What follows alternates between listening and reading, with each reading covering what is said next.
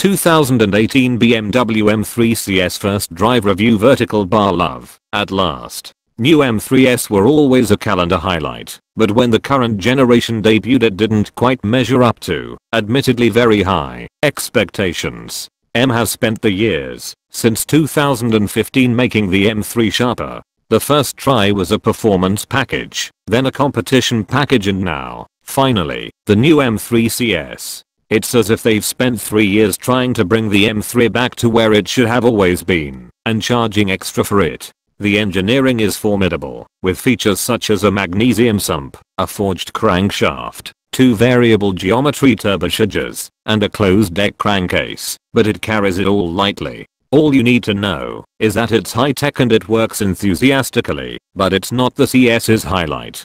It's the chassis. One of the M3's biggest shortcomings was the lofty feeling of its rear roll center. That's gone. It's only 66 pounds lighter than the M3 competition package, and part of that is the loss of the entire center console cubby, to save every available ounce. Sure, there's a carbon fiber roof, and its CFRP hood is 25% lighter than the metal one, but the car still weighs 3,494 pounds. Inside, the center cubby's departure leaves the interior looking a bit disjointed, stranding a lone USB plug behind the handbrake lever. The heavily contoured front seats work brilliantly, with a two-tone leather and Alcantara mix, while there's also a Harman Kardon sound system, navigation professional and climate control. There are aero fiddles too, with a bigger front splitter that smells like speed hump bait and a trunk-led spoiler that looks suspiciously as if it was swiped off an Alfa Romeo Giulia Quadrifoglio. But the biggest leap in sheer speed comes from a set of Michelin Pilot Sport Cup 2 tires that are progressive and easily manageable, as well as being super glue sticky. There's more. It scores toys such as an active M differential, the adaptive M suspension and a sports exhaust, all to help with the pieces of road between the braking point of a corner and the next straight bit. Its 3-stage dampers work best in comfort mode on the road, or in sport, if the blacktop is super smooth, and almost never in sport plus mode, which is so comically hard it could crack diamonds. There is a separate adjustment switch for the steering, and it too has 2 good modes, Sport and Sport Plus, and one you'll want to skip past every time, Comfort. It has exquisite balance, and responds accurately and quickly to steering inputs. Its performance envelope accommodates both gentle and heavy-handed drivers, and gives them similar point-to-point speed, no frights, and lets them gorge on giggles. It ripped to the speed limiter on the autobahn without a trace of instability, even under heavy braking, and shone with all 3 adjustable modes in sport. On back roads, though, the car was undoubtedly quicker and calmer with the damping in comfort mode, where it kept the rubber on the road longer, though it felt sharper in sport.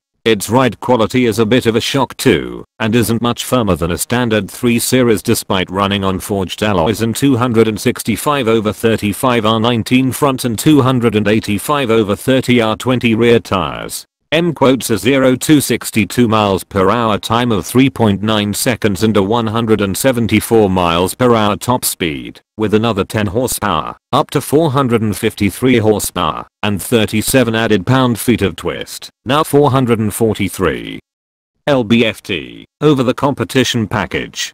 For added impressiveness, that's up 28 HP over the stock M3. The straight 6 always starts in its efficient mode, instead of Sport or Sport Plus, so there's a subdued menace to its daily greeting. The 4-pipe exhaust leaps to a more in-your-face threat in its harder modes, filled with a deeper growl, cracks and burbles, and it snarls at every flick of the gas. The engine's secret weapon is its torque. The M3 CS can blast to the limiter in a straight line, but it is hugely impressive when it's short-shifted on the wheel-mounted paddles controlling the 7-speed M double-clutch transmission, the only available transmission, for better or worse, letting you keep your foot in it even over bigger bumps. It's got the mid-range gristle to be just as fast out of corners as if you'd been at 7,000 RPM. It's one for the M3 fans, for sure, and it's finally an F80 M3 you could properly love and live with every day, even with its ridiculous pace.